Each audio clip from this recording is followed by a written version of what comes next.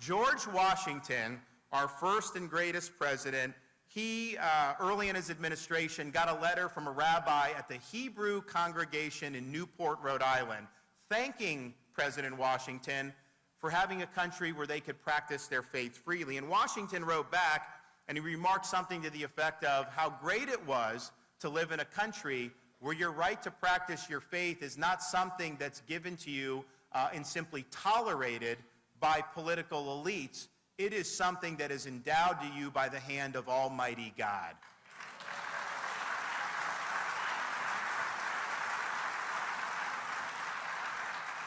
So the left in this country wants us to return to that pre-constitutional era where religion is merely tolerated, but it's not allowed to flourish. And so the battle lines are, we must win the fight to restore religious freedom as the founding fathers of this country intended it to flourish in the United States.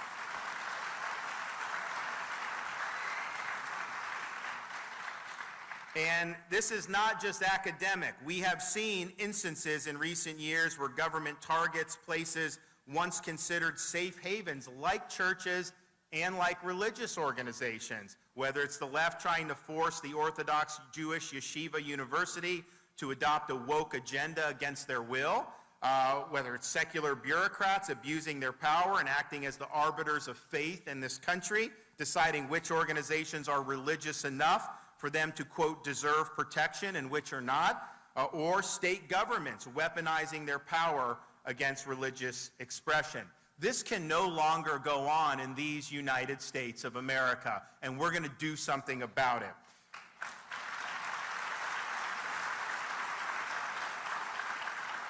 So as your president, I'm going to get to work on restoring full religious freedom in this country. First step is to ensure that we nominate and place constitutionalist judges on the courts of appeal and on the U.S. Supreme Court.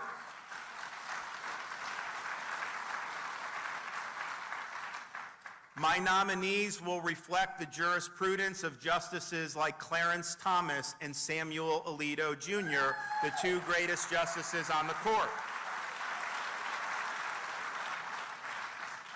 We will also, in our administration, end once and for all religious discrimination. We are going to tear up all government regulations that force groups to choose between government funding and their faith.